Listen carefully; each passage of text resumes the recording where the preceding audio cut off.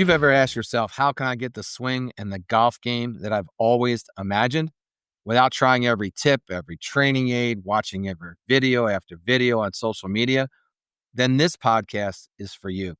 Welcome. I'm Daniel Guest, and welcome to the Imagine Golf podcast.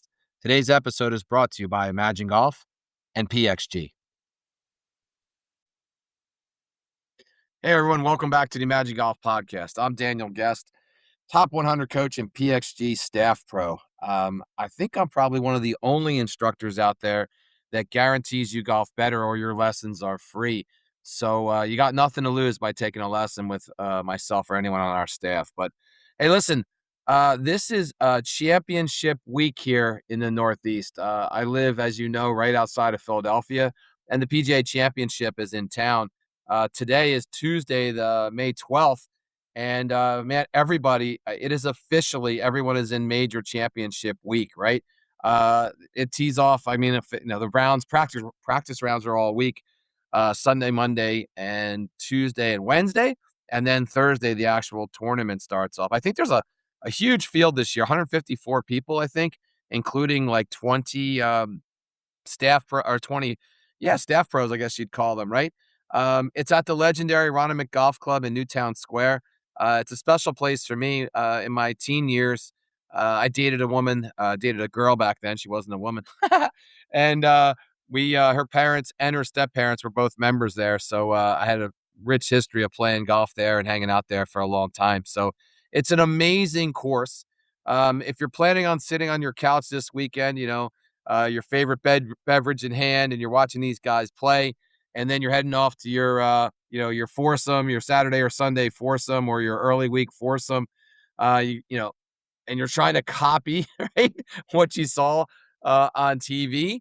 I want you to stop. I want you to stop thinking about it. I want you to stop doing that right now. All right, because you're going to completely ruin your swing and definitely hurt the scorecard. Today we're going to talk about the absolute wrong way, if you would, for amateurs to watch professional golf, and especially a major. And even more importantly, how you should be watching this year's PGA Championship this week if you actually want to lower your handicap, right? We're going to turn you from a spectator, into a kind of a CSI detective, as I said in an earlier episode. So first and foremost, look, the illusion of television and the Aronimink mystique or test, if you would, right? Let me just kind of set the stage for you. Aronimink is a classic Donald Ross design. Donald Ross designed, I think, in upwards of 380 or 400 golf courses in the United States and Canada. Every single one of them is unique. Every single one is treacherous. It has its own little unique challenge to it. And then this same course was restored by Gil Hans, I think around 15 years ago. Don't quote me on that, but I know it was restored by him. For this year's PGA Championship, it's playing a staggering 7,400 yards, and it's only a par 70. So let me repeat that: 7,400 yards, and it's still only a par 70. And when those cameras start rolling on Thursday, you're going to see guys, professionals, Bryson, Cameron Young, Rory. These guys are going to be Koepka. These guys are going to be stepping up to these tees, and they are going to be launching like 330, 300. I bet someone hits one 350 this week. Bomb missiles, if you would, right? Into sometimes only a 20 or 30 yard wide landing area. And the TV broadcasters and commentators are absolutely going to love it, right? They're going to drool all over, their ball speed, their launch angles, their club head speed, how talented they are. They always got some quirky little fact, on every single player that they throw in. And what do the average Joe, what does, Joe golfer do? Well, you internalize it, right? You watch them like almost violently snap their hips and think, air quotes, if I could just pull my lead shoulder just a little harder, if I could just swing a little faster, if I could just get that club head back in front of me just a little bit, my hands behind me just a little bit more, I know I can hit it farther, unquote. And I'm here to tell you, don't fall for that trap, right?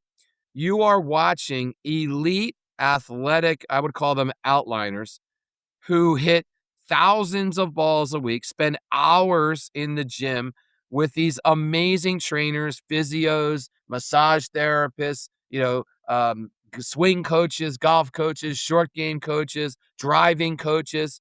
And when amateurs try to replicate PGA Tour power, most of them, and when I say most, I'm doing air quotes, almost all of them, they lose the three things that actually matter in their typical swing. And those things are balance, sequence, and center face contact, right? Most of you listening don't have the mobility of a 25-year-old tour pro. Heck, most of us don't have the ability of 90-year-old Gary Player, right? But, I see guys make it really hard by trying to play a game that their body just isn't built for. At 60 years old, I can definitely rotate more than I do with my upper body, and more than I do in my actual backswing. The problem is I can't rotate and keep my face on the golf ball. So that added level of rotation takes my head off the ball, throws me off, and next thing you know, I'm not hitting it as accurate. So what good is the occasional bomb if the other couple are, left and right of center and some of them out of play? So you know where I'm getting at, right? If you're not built for it, then you can't replicate it. So don't even bother, right? Part two would be like, look, what? So, okay, Daniel, so I kind of get that. Let's say I buy into that. But Daniel, what should I watch? What is your recommendation? And what is this kind of like acting like a CSI detective, BS? Well, look, if you're watching their club head speed, really, when you think about it, if we weren't watching that, what are we watching? If you want to take strokes off your game by, let's say, Monday or Tuesday morning, you need to put on that kind of CSI mentality, right?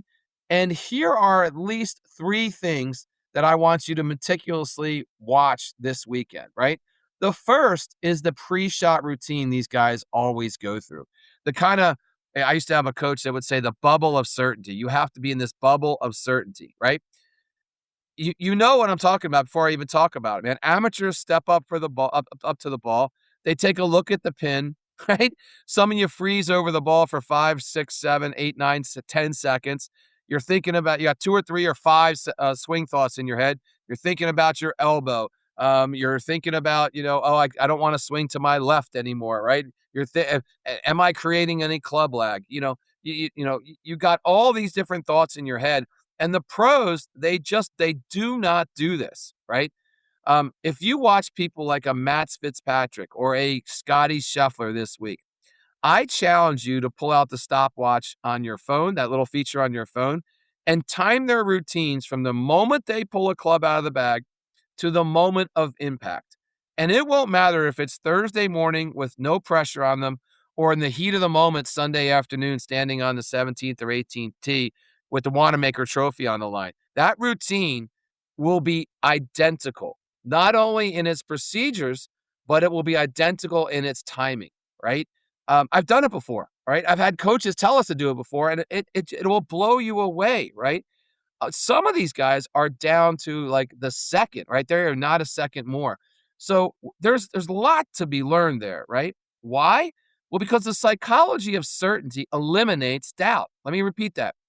The psychology of certainty eliminates the ability to have any doubt. It builds almost this protective bubble.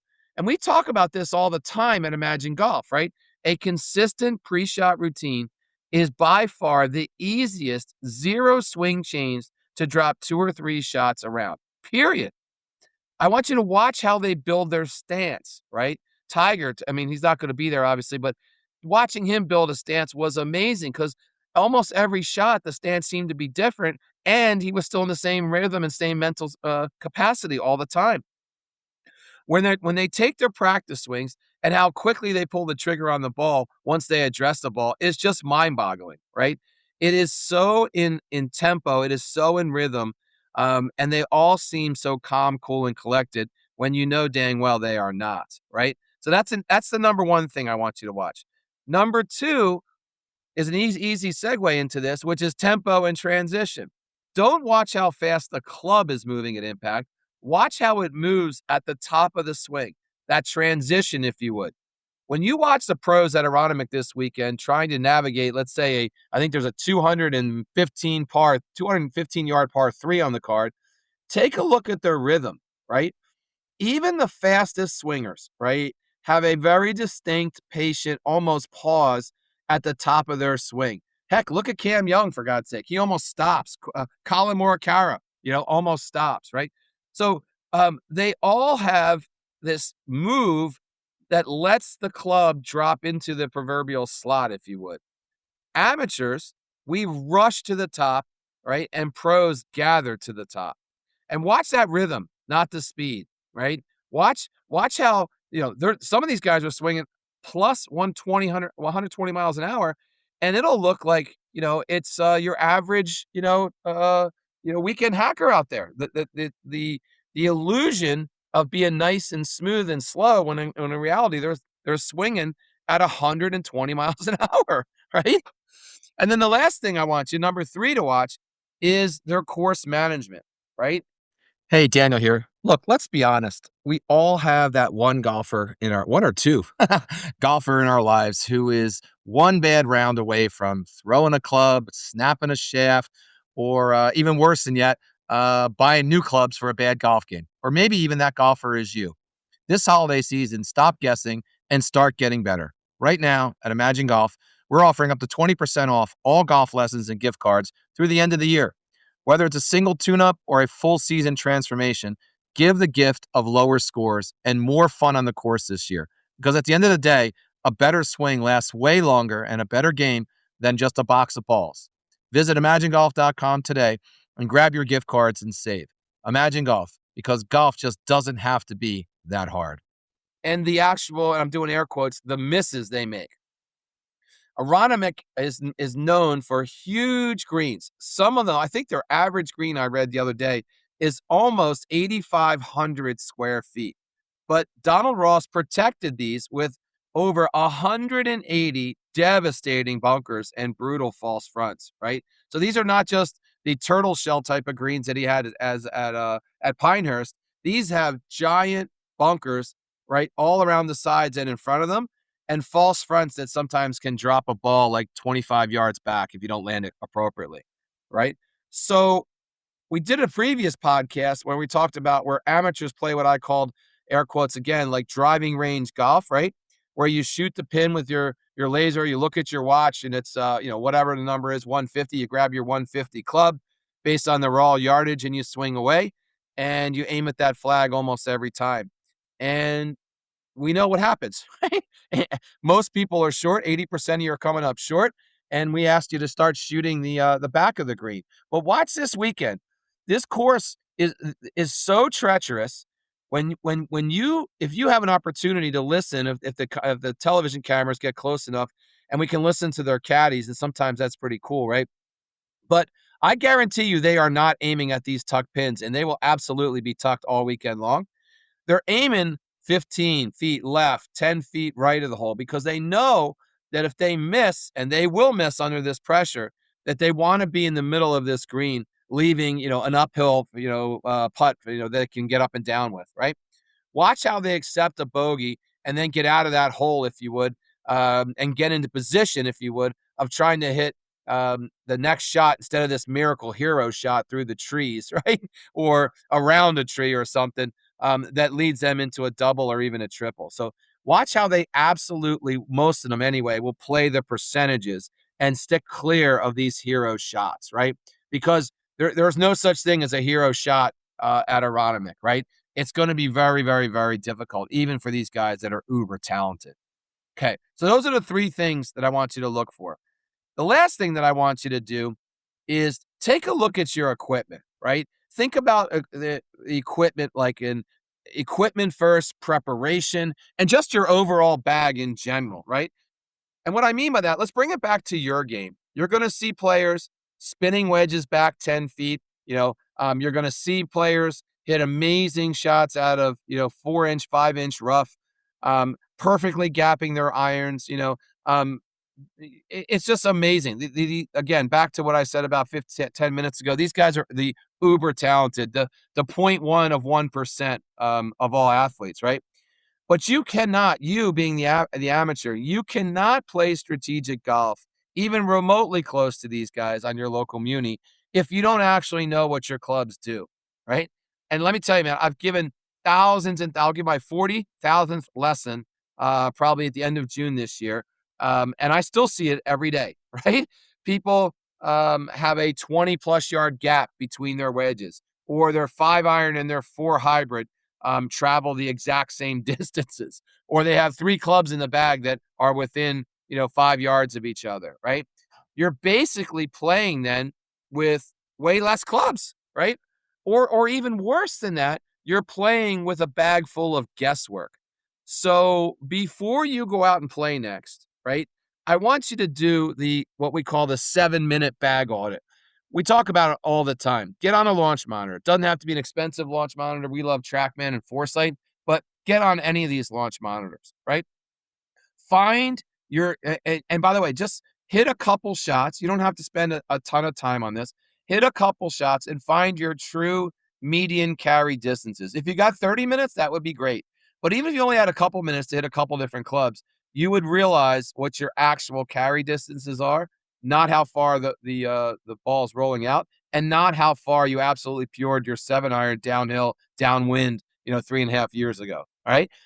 I told you on another podcast, I hit a 300-yard drive at my home course about 2 weekends ago, downhill with the wind and all that. Well, guess what? I hit another one, 290 yards, and very similar conditions. Crazy wind behind. This one I hooked a little bit, and it was a dog leg to the left, and this ball rolled forever, right? So am I a striker of the ball with my driver at 60 years old where I can get it to go 280, 290, 300? Absolutely not. All right. But there's plenty of that are listening to this that think you hit your driver 230, 240, 250, and you're not built for that either. Right. So we got to make sure that we know what we can do and that we have that written down. And hopefully we have it on some type of card that we play with. So we're making empirical decisions. Right. So that's an easy way to watch, have fun watching, I should say, the PGA Championship, an amazing course, an amazing venue in its totality, and of course a major, right? And you can actually get something out of it and apply it to your game instead of rolling in the next weekend or the next week after and trying to roll something out into your game that you're not set up to do. So all right, that's all I have today. Check out our 4 Fridays tips from a few weeks ago. You can talk about where we talked about clean your golf clubs, right? While you're watching the PGA Championship, I can guarantee you that you're going to notice that the caddy is cleaning the club face with a wet towel after every single solitary shot, right? So if you're playing with dirty golf clubs, right, that absolutely destroys spin and is absolutely going to sabotage your dispersion on different clubs, on all your other clubs, right? So if you want to stop the ball faster on the greens, right? Like the guys that are going to do this weekend, make sure you clean the dirt out of those grooves, and you got to do it with more than just a tee, right? So, and the other thing that, look, let's say you want to practice a couple things, right? Let's say you saw something and you're like, you know what? I'm gonna practice. Daniel, what should I practice? If I did everything you said, what should I practice this following week, right? So, all right, great question. Here's a homework for the week after, right? Your homework for the weekend is absolutely for the week, enjoy the 2026 PGA Championship. I'm going Sunday. I can't wait.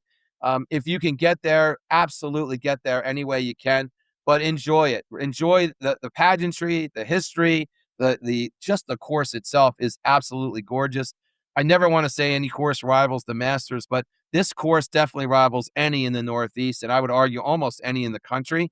It's going to be a phenomenal time, and it's going to be, I think, a bloodbath test, if you would, for these type of players or these types of, especially, by the way, if the conditions get a little dicey. But I want you to watch it to learn, right? Here's the homework piece. You can pick one player, maybe two, all right?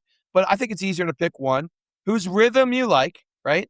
I want you to watch their pre-shot routine, watch how they accept a bad shot. So you're almost like you're following them if you're walking there, or if you are there, you are following them, right? Because they'll definitely whoever, no matter who the player is, they will definitely hit some bad shots. Notice how they don't throw their clubs, right? No, I'm not suggesting that amateurs do, but notice how they don't. Rarely do they even curse, to be honest, right? They just kind of assess, what's going out, what they're putting out. Try to assess what happened. They take another practice swing. They go to their ball where they just missed it, and now they're doing, the recovery, if you would. They're assessing the lie. They're figuring out the recovery, um, and then they go right. They're making an empirical decision. How are they playing? The same thing we talked about in the previous podcast as well, right? Like the 5 things that you should go to. How are they playing? What's the weather like, right? How, can they get a club on this ball? Can they spin this, right? They're going through all these different things, right? So you're gonna pay homage to that. You're gonna pay attention to that, and you're gonna try to replicate that when you play, right? And then take that same mentality to the practice tee. I want you to, if you're gonna, whatever drill you're gonna do, I want you to implement our 7-7-7 drill protocol, where you do 7 in the drill, you do 7 out of the drill or in your orthodox regular stance, and then you do 7 back in the drill, and you repeat that cycle 3 times for a total of 42 balls, right? If you did that on a regular basis with whatever drill you're doing, you will get better at what that drill is asking you to do. Hopefully it's the right drill. If you came to Imagine Golf, I can guarantee it would be the right drill. But let's say you didn't come to Imagine Golf and you got a good tip, and you're coming over the top. So you got this over the top drill that a friend of yours showed you, or you saw it on YouTube, or all the above, whatever. Take that drill and put it in the 7-7 protocol, and watch how much more functional and more appropriate that drill is for what you got going on, and how much more impactful it actually is, right? So if you're tired of chasing quick fixes and generic advice at best, right? Or you've gone down that rabbit hole, right? At YouTube or social media rabbit hole, right? Um, Come and check out Imagine Golf, right? That's, this is my little commercial, if you would. We'll probably have another commercial on the end when they edit this, but we don't do any of these generic drills. All of our drills are evidence-based, right? And biomechanically infused, meaning these drills are going to help you feel the said change that you're trying to get to, whether you like it or not, right? So come see us, check us out, right? My name is Daniel Guest. I'm a top 100 coach here, and we offer the Golf Better Guarantee. So if you want to book a lesson, get a bag audit, or just figure out why you keep slicing your driver, hit us up at imaginegolf.com, and have a great week watching the PGA Championship. All right, then. That's today's podcast. Thanks for tuning in. Hit the follow button wherever you get your podcasts, and be sure to check out our site, imaginegolf.com. Check out our YouTube page at Imagine Golf, and we're on all the social media platforms. I'm the same, at Imagine Golf. And here's to getting you the swing and the game that you've always imagined.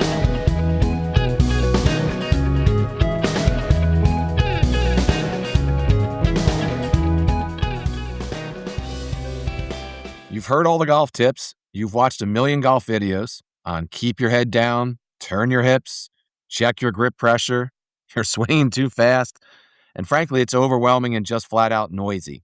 So stop listening to the noise. Traditional golf instruction is way too complicated, and honestly, it isn't based on any facts, and it just doesn't work. At Imagine Golf, we clear the clutter. We focus on the simple, evidence-based athletic moves that actually work and stick. Experience the Imagine Promise. If you don't get better in just one lesson, your lessons are free. So stop practicing your mistakes and start playing better golf today. Book your lessons at imaginegolf.com, and Golf Better guaranteed.